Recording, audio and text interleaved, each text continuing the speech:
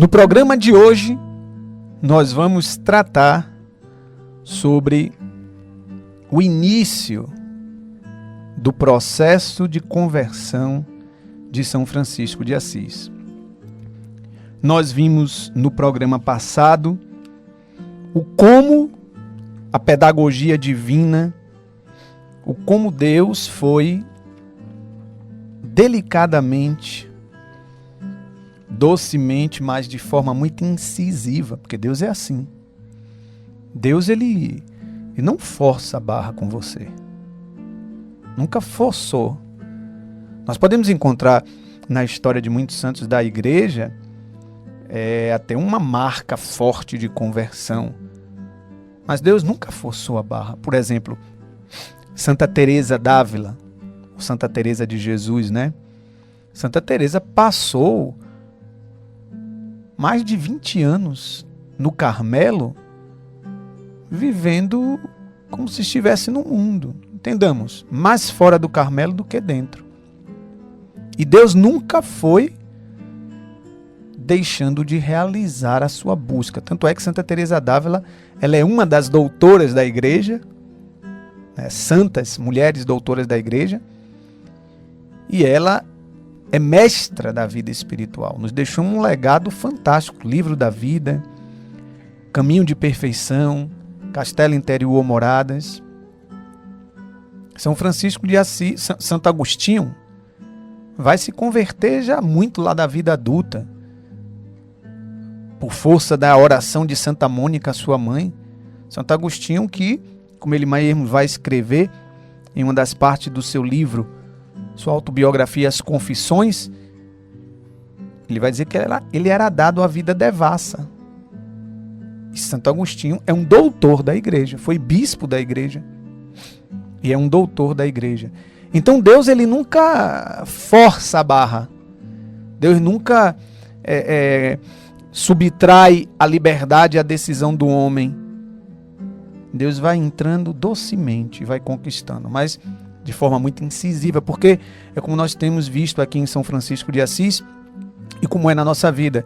Deus não vai desistir da sua obra nova na vida do homem. Deus não vai desistir do seu projeto de felicidade, de santidade na vida do homem, porque Ele sabe que Ele, Deus, é que tem o projeto de vida. Porque o mundo vai nos oferecer projetos, né? É mais um, né? E Deus, o artigo que Deus utiliza não é um artigo indefinido, uns. Deus usa o artigo definido. Deus, ele tem o projeto de vida. É o único projeto de vida. E nós vimos no programa passado o quanto a sabedoria divina, a pedagogia divina foi tirando Francisco do caminho da Apúlia e trazendo Francisco ao caminho de Assis. O quanto a pedagogia divina foi tirando Francisco dos seus projetos humanos, pequeninhos, medíocres, ainda que cheio de inspiração, e levando ao projeto de Deus. E nós refletíamos isso dentro daquela maravilhosa visão ou do maravilhoso sonho que Francisco teve, né? E hoje nós queremos sim continuar e vermos os primeiros passos, o início desse processo de conversão. E vamos fazer isso retomando mais uma vez o mesmo texto, só que agora nós vamos pegar logo após o sonho. E o que é que acontece logo após o sonho? Vamos ler aqui, como está aqui na legenda dos Três Companheiros, o que é que nos diz. Logo após Francisco tem aquele sonho, onde Nosso Senhor vai dizer para ele: quem pode melhor lhe satisfazer, Francisco? O Senhor ou o servo? O Senhor. E por que você então escolhe o servo no lugar do Senhor, Francisco? E aí Francisco vai dizer: Senhor, que queres que eu faça? Volta para a tua casa, para a tua terra, e lá eu vou te revelar o verdadeiro entendimento desse momento aqui agora. Aí agora eu vou ler o texto. O que é que diz o texto? Logo após Francisco ter o sonho, o que acontece? Vamos ler aqui. Acordando, começou a refletir diligentemente sobre esta visão. E, assim como na primeira visão, quase ficou todo fora de si de alegria, desejando sucesso temporal. Assim, nesta, recolheu-se em si mesmo, admirando e considerando sua força com tanta diligência que, naquela noite, não quis mais dormir. Olha que coisa interessante. No primeiro sonho, o sonho do palácio da noiva, com belas armas, com armas, como é que diz aqui o texto, né? Era o sonho aonde ele tinha, vamos pegar aqui, deixa eu ver aqui a parte do texto. Ele tem um primeiro sonho, aonde ele vai sonhar com um palácio, né? Um palácio de uma formosa noiva, cheia de armas militares, brilhantes escudos, outros aparatos, com decoro de cavalaria. E nesse sonho, Francisco de Assis, como vai dizer aqui o livro, ele vai ser tomado de alegria, mas ainda cheio de desejo por um sucesso temporal. Ele ainda tinha alinhado essa visão de Deus, esse sonho profético, às coisas do mundo. Já nesse segundo sonho, o que é que diz o texto? Foi diferente. Francisco, ele começa a refletir, ele começa a recolher-se. Ele admira e considera de uma forma diferenciada.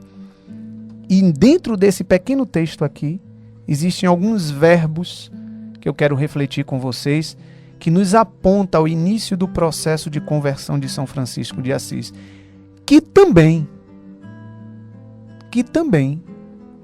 comumente, é o início de conversão de muitos homens, o meu e o seu.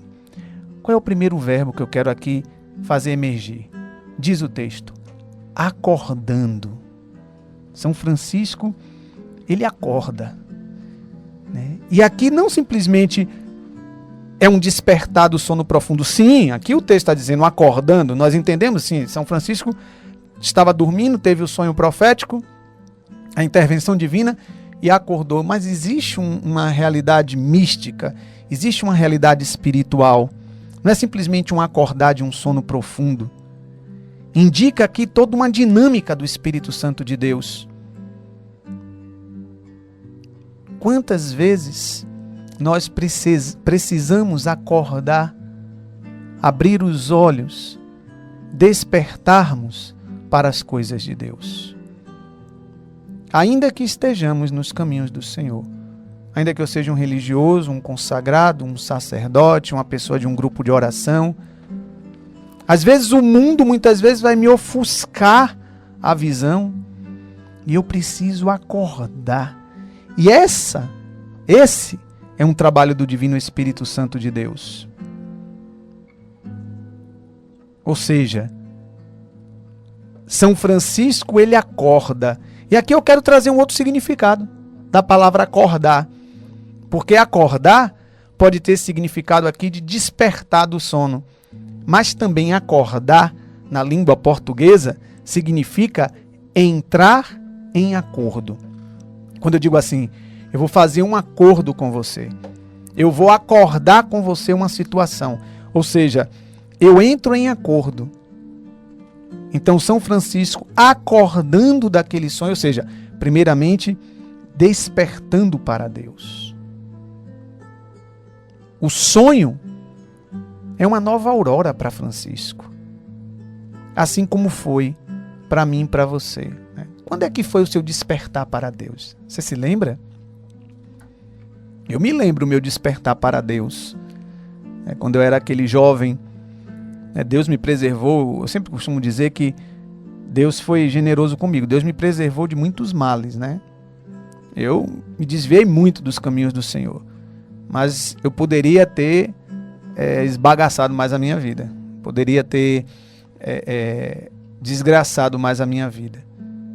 E Deus me preservou de muitos males, né? Hoje, quando eu hoje sou consagrado à comunidade, sou pai, hoje quando eu toco a realidade do mundo, a realidade onde a juventude está, né, eu digo, meu Deus do céu, há uns 30 e poucos anos atrás, eu era um jovem, um adolescente, né? Eu tenho 47 anos.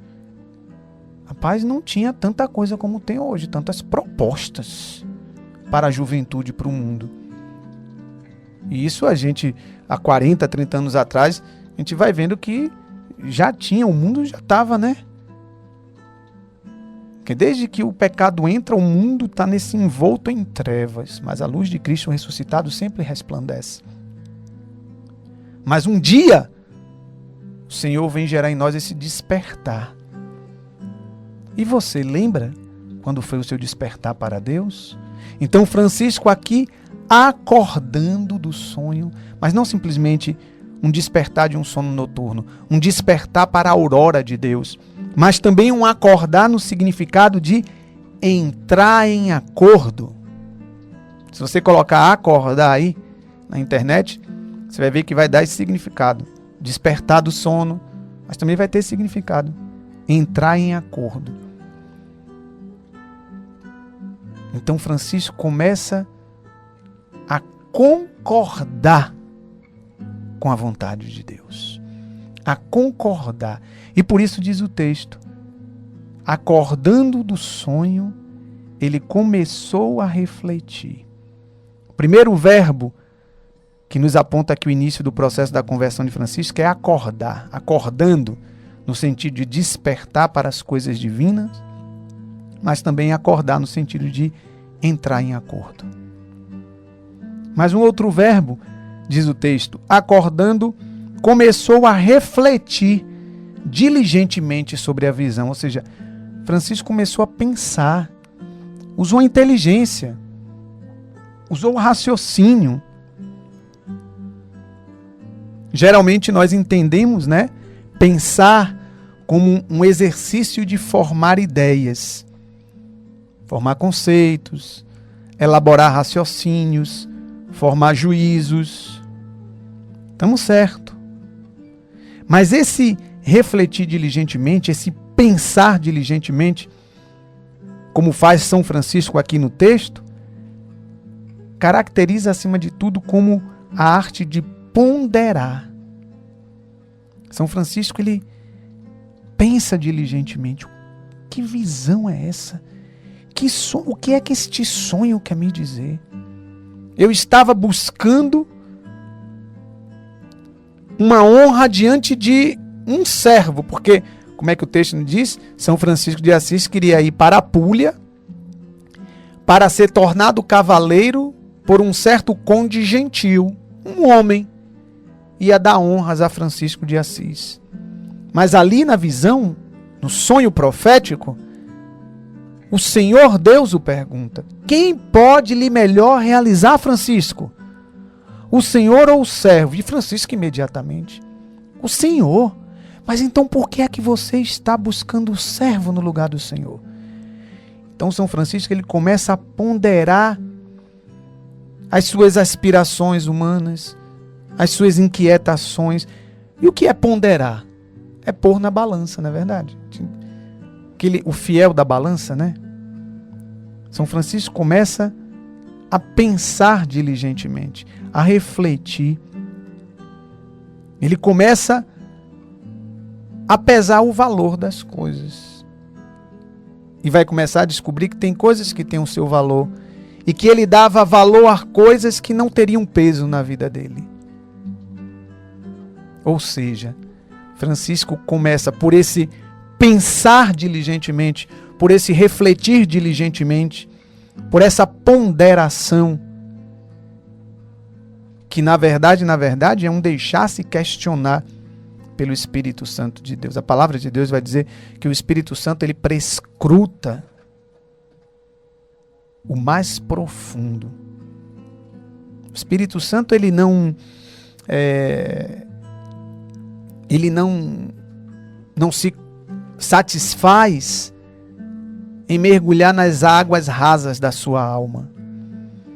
O Espírito Santo, ou ele vai às águas profundas da sua alma, do seu coração, ou você deixa o Espírito Santo mergulhar nas águas profundas do seu coração, da sua vida, ou não convide Deus.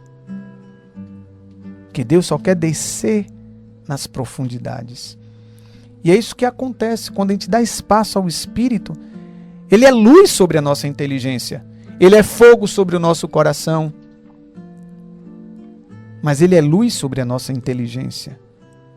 E ele nos traz essa graça do refletir, do ponderar. Então São Francisco de Assis, acordando, despertando para Deus, entrando em acordo com a visão, deixando-se questionar pela visão, São Francisco, ele começa a pensar diligentemente. E é algo que é próprio, né, do ser humano, o pensar.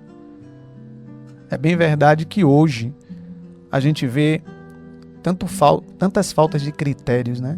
Hoje parece que o ser humano está perdendo o senso crítico da coisa. É só a gente olhar. Roupas, diversões, programas de televisão, está perdendo o senso crítico. Não tem mais senso crítico.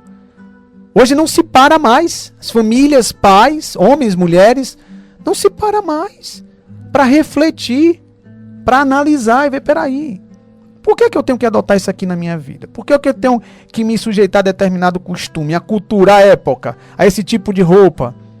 Por que é que eu sou Maria vai? Já se perguntou? Muitas vezes a pessoa é Maria vai com as outras. Ou então eu vou usar um termo aqui pesado, mas é para impactar mesmo, viu? Eu já vou pedindo perdão. Mas então muitas vezes, meu povo, nós somos como uma lata de lixo, que absorve só o que não presta, só porcaria. Falta de senso crítico. Falta de analisar, pensar. Uma faculdade, inteligência, área do ser que Deus lhe deu. Então São Francisco de Assis, ele vai se deixando ali ruminar pelo Espírito de Deus. E o Espírito de Deus vai lançando luz sobre a inteligência de Francisco. E ele vai refletindo diligentemente o que é que essa visão, o que é que esse sonho quer me dizer. Ele vai trabalhando as áreas do seu ser. Quando nós não deixamos o Espírito Santo iluminar a nossa inteligência, para que nós possamos ter senso crítico, reflexão, pensar de forma diligente, muitas vezes nós vamos vivendo uma realidade, que eu vou dar o nome aqui, uma realidade fictícia, né? Seria mais ou menos um autismo espiritual. Você sabe que o autista é alguém que cria um mundo seu, né? O autista, a pessoa que tem autismo, é uma pessoa que ela cria um mundo imaginário. Uma pessoa muito inteligente, viu? Um autista geralmente é uma pessoa de grande capacidade intelectual, por incrível que pareça. Mas o autista, ele cria o seu próprio mundo. Quando nós não deixamos o Espírito Santo ser luz sobre a nossa inteligência, nós vamos criando um mundo paralelo à vontade de Deus. E aqui tem Francisco de Assis, que como todo homem, como eu e você, estava ali no sofrimento da necessidade de procurar e de encontrar um sentido real e profundo para a sua vida. Mas olha que coisa interessante. Deus intervém, vem com um sonho na vida de Francisco, mas não força Francisco, não, leva Francisco a pensar, leva São Francisco a refletir o que foi isso que aconteceu comigo aqui. Eu que estou nesse itinerário buscando isso aqui, agora me sinto impelido. Não é uma pessoa que, porque a gente acha que os santos e as santas são aquelas pessoas que dizem assim, Deus entrou na minha vida, aquela coisa bobada, né? Não. É alguém que desceu nos alicerces da obra de Deus. Não foi alguém alheio, alguém tolo, alguém bobo. Deus, né? A vida em Deus. Não. Da mesma forma, por falta de avaliação, nós nos distanciamos da obra de Deus.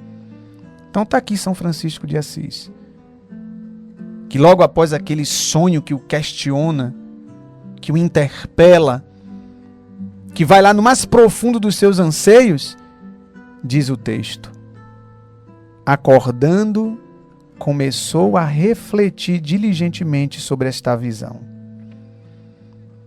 Ou seja, ele mergulha mais diante daquele fato misterioso. E é nesse mergulhar, é nesse refletir, é neste pensar, é neste ruminar, que faz parte do processo de conversão de São Francisco de Assis, que vai começar a se dar um itinerário progressivo da sua conversão. Então está aqui também uma necessidade que foi para Francisco e que deve ser para mim e para você. Uma necessidade íntima e profunda do homem. O pensar diligentemente. O questionar-se. E quando isso se trata, quando isso tem um link direto com a obra de Deus nas nossas vidas, com o projeto de Deus nas nossas vidas, Deus não quer nos deixar alheios à escolha que nós estamos querendo tomar por decisão, porque vai ter consequências na nossa vida. Por isso, até mesmo a vida cristã tem que ter reflexão. Vai ter uma consequência. Você não pode dizer, eu quero a Deus, eu quero o caminho de Deus, e lá na frente você querer ficar brincando em qualquer oba-oba. Vai ter consequência, meu irmão. Vai ter consequência, minha irmã. Não é fácil, não. É a observância dos mandamentos, é a vivência da caridade, é o perdão, é ser diferente do mundo, é ser sal e terra, ser sal e luz no mundo, é sofrer perseguição, é renunciar, como diz o Evangelho, é perder a vida para encontrá-la. Então, o seguimento a Cristo tem que ser algo muito bem refletido. Uma vida consagrada, um segmento religioso, uma vida sacerdotal, tem que ter muita reflexão, tem que ter muita oração, tem que ter muita luz do Espírito Santo para você estar muito consciente. Nós vamos ver aqui no percurso, né, desse bloco, o chamado e a resposta de Francisco de Assis, que não foi, São Francisco foi chamado de louco, de doido varrido. O processo de radical de rompimento com a sua família vai se dar numa praça pública, diante de um bispo, dos seus familiares, seu pai, sua mãe, os amigos, as pessoas, onde ele fica nu. Ele tira a roupa e diz, eu não tenho mais vínculo, agora eu só vou chamar de pai o pai do céu. E vai viver uma vida de pobreza extrema. São Francisco era apedrejado quase todo dia, cuspido. Tem consequências. E Francisco, quando começou a despertar para a obra de Deus, ele começou também a pensar diligentemente na proposta que Deus fazia e na decisão que ele iria tomar. O próximo passo aqui, nesse processo de conversão, vai ser o que nós vamos chamar de um recolhimento interior. O texto diz que, acordando, Francisco pôs-se a refletir diligentemente sobre o sonho que teve. Ficou fora de si de tamanha alegria e recolheu-se em si mesmo. Logo após o seu despertar para Deus, o que leva a entrar em acordo, a unir a sua vontade à vontade de Deus, a unir o seu coração ao coração de Deus, acordando com Deus, Francisco, ele é levado a refletir sobre o que está lhe acontecendo, a esse pensar diligentemente. E imediatamente, ele entra neste recolher-se em si, que aqui a gente não pode entender como um fechamento em si mesmado, né? Um recolher-se em si, como se fosse um voltar unicamente para si, para os seus interesses particulares. Não. O recolhimento aqui que acontece em São Francisco, nós devemos entender como que um esforço para permanecer de forma diligente no centro do mistério daquele sonho e permanecer no interior mais profundo de si mesmo.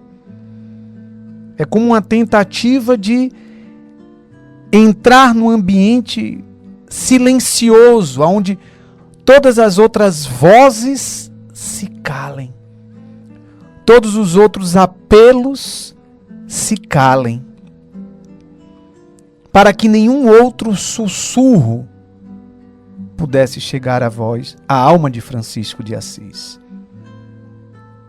Porque para Francisco era ainda viva aquela visão. Ressoava dentro dele ainda a pergunta: quem pode te fazer melhor? O servo ou o Senhor? Então, por isso, Francisco, ele recolhe-se em si mesmo. Procura não criar dispersões na sua alma. Procura não se distrair com outras coisas. É um voltar-se, é um mergulho no mais profundo de si, que Santo Agostinho, ele vai chamar de íntimo do meu íntimo. Aquilo que há de mais íntimo no meu íntimo. Que Santa Teresa d'Ávila vai dizer que é o centro do castelo interior, que é a alma. Quem é o íntimo do meu íntimo? É Deus, o Espírito Santo de Deus. O que é o centro do castelo interior em Santa Teresa d'Ávila, onde o castelo é a alma? Ela vai chamar do quarto, né? O quarto nupcial é o local onde se encontra Deus. Pois, como eu dizia uns minutos atrás, é somente nas profundezas, é somente no mais profundo da alma que nós vamos encontrar Deus. Nós estamos acostumados a coisas tão frívolas, nós estamos acostumados a coisas tão fáceis, a ganhos tão fáceis na vida, que a gente fica nas águas rasas do Espírito. Mas só verdadeiramente iremos crescer na vida espiritual e termos este acordo com Deus, de termos um coração com Deus, quando nós mergulharmos nas profundezas, porque somente nas profundezas mora Deus. E somente no mais profundo das nossas almas é que nós podemos encontrar as verdadeiras e autênticas aspirações mais profundas e sermos conquistados e atraídos por ela, porque nelas estarão Deus. É por isso que nós, eu e você, ainda ficamos em cima do muro, diante do chamado da santidade, diante do chamado da vida eterna, diante da proposta de conversão da obra nova de Deus em nossas vidas. É por isso que a gente não consegue ainda romper, porque nós estamos ainda numa vida superficial, em águas rasas. Ou seja, nós não temos esse exercício humano e ao mesmo tempo essa graça divina do recolhimento interior. São Francisco, ele recolhe-se em si, para que nada mais o disperse, para que ele não venha a ser despertado por outras coisas. Ele quer se manter naquele clima de graça, naquele clima místico. E aí o que é que vai acontecer com esse recolhimento? Diz o texto: recolhendo-se em si mesmo, Francisco vai se admirar. Ele vai ter uma admiração. Ele vai ter um encantamento, algo novo surgiu aos seus olhos. É o fenômeno da admiração. De repente, sem perceber, Eis ali Francisco, tomado e possuído por um fascínio misterioso. Ele que buscava a pulha, buscava as honras, ser um nobre cavaleiro, ter um nome, ter dinheiros, famas, mulheres, conquistas, se encontra admirando um outro projeto de vida. Gente, Deus quer nos fascinar todos os dias. A começar pela Eucaristia, né? Que é verdadeiramente Deus. Deus quer nos admirar todo dia. Ou seja, Ele quer causar essa admiração em nós todos os dias. Ele quer nos levar todos os dias a sermos tomados e possuídos pelo fascínio do seu amor, da sua vontade. O problema é que nós precisamos ser como crianças. Por isso Jesus vai dizer, né? Quem não tiver o coração como o coração de uma criança não vai entrar no reino dos céus. Porque uma criança, ela é tão simples, né? Ela se admira com uma flor. Ela se admira, sei lá, meu Deus, com um arco-íris. Ela se admira com um desenhozinho colorido que está ali na frente dela. Com o mexer de um chocalho, ela se admira. Ela se extasia, né? Nós devemos ter um coração de criança para também nós sermos tomados e possuídos pelo fascínio do mistério que é Deus nas nossas vidas. E é isso que acontece com Francisco. Ele vai ficar admirado, diz o texto. Acordando, começou a refletir diligentemente sobre a visão. Quase fora de alegria, quase todo fora de si de alegria, recolheu-se em si mesmo, admirando e considerando. Ele admira a visão, ele acorda e diz, meu Deus, esse sonho, esse personagem misterioso, essa proposta, essa voz, vai tomando Francisco. Ele vai ficando admirado por Deus, pela obra de Deus. Isso é conversão. E parece que todos os outros projetos vão sendo deixados para trás com muita tranquilidade, sem resistências. Francisco vai fazendo considerações. Ou seja, quem melhor pode te servir, o servo ou o Senhor? Eu, teu Deus, ou o conde gentil? Quem mais pode lhe realizar? Ser um cavaleiro ou ser um santo, Francisco, um seguidor meu? O que mais pode lhe dar prazer, Francisco? As armas, as honras ou a minha cruz? É um mistério, né? É uma loucura de Deus. Mas é como diz a palavra de Deus, né? A sabedoria de Deus é loucura para muitos. Se nós formos falar isso ao homem de hoje, a cruz de Cristo tem mais sentido para a tua vida do que a tua profissão, a tua faculdade, a tua conta bancária, a fama. Vai dizer, louco. Vamos virar para ele, você é louco. O Evangelho de Cristo é a norma para a tua vida, no lugar dessa cultura de hoje, de tantas ideologias relativistas. O Evangelho de Cristo é o que você deseja, a vida em Cristo. Louco. Isso quando nós mesmos não acreditamos radicalmente nisso. Ou seja, nós não consideramos as coisas. Levar ou ter algo ou alguém, né, em autoestima. São Francisco aqui, ele faz o esforço de examinar com cuidado e reverência tudo aquilo que está lhe envolvendo naquele momento. Aquele fenômeno, aquele sonho, aquele personagem misterioso. Aquele momento de graça. Que lhe abre o olhar. Que coloca a sua alma numa amplitude que ele nem mesmo imaginava.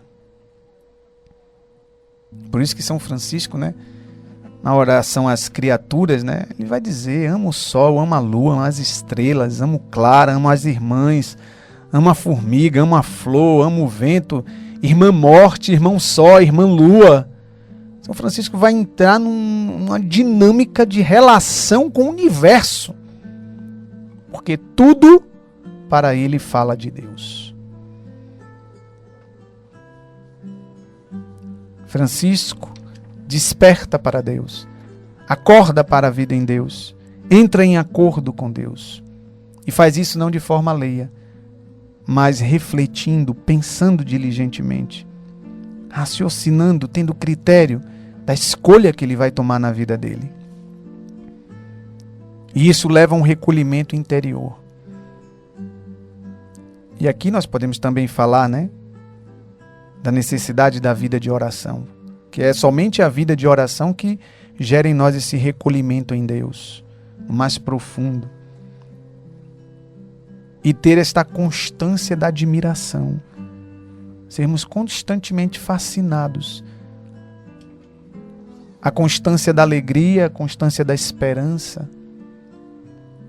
Deus que é essa eterna novidade. E aí, finalmente, o que é que vai acontecer em Francisco?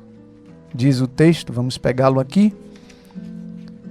Deixa eu encontrar aqui o texto. E aí, finalmente, diz o texto, já transformado na mente, Francisco procura conformar-se com a vontade divina. E aqui não tem nada a ver com vida acomodada não, viu? Tem nada a ver com vida passiva, com vida irresponsável. Ah, a graça de Deus faz tudo em mim, não. Uma conformidade com a vontade divina. Eu assumo com responsabilidade. Eu tomo como decisão minha, como projeto meu. É difícil. Seguimento a Cristo é difícil, mas não é impossível. Ele diz isso em relação ao jovem rico. Não é difícil, que nós contamos com a graça de Deus e essa experiência que vai ruminar cada vez mais em Francisco e vai impregnar cada vez mais sua mente, sua alma, seu coração, seu sentir, seu querer. E vai fazer de Francisco que hoje nós o clamamos, né? São Francisco de Assis, um grande santo. Meus queridos amigos, com esse programa nós concluímos esse tema do caminho da Apúlia ao caminho de Assis. Francisco, que a partir de uma experiência com Deus, começa a ver e a fazer também desmoronar os seus projetos, para que dali seja reconstruído um novo Francisco, um novo projeto de vida. Devemos pedir a Deus a graça de despertarmos para a vida em Deus e deixarmos de lado tudo aquilo que é mesquinhez, mesquinhas ambições humanas. Peça a Deus a graça de você estar sempre atento e aberto às inspirações de Deus, que são muito maiores e mais benéficas do que qualquer inspiração humana que você tenha. Peçamos a Deus a graça desta vida interior. Digamos todos os dias, perguntemos todos os dias a Deus: Senhor, que queres que eu faça hoje? Ou então, Senhor, faze-me viver como tu queres hoje. Livra-me de viver os meus caminhos, as minhas apúlias. Conduz-me, Senhor, aos teus caminhos, porque por mais difíceis e árduos que sejam os teus caminhos, tu te colocarás como descanso e refúgio. Tu trocarás, Senhor, como dizes no Evangelho, o nosso peso pelo teu fardo que é leve.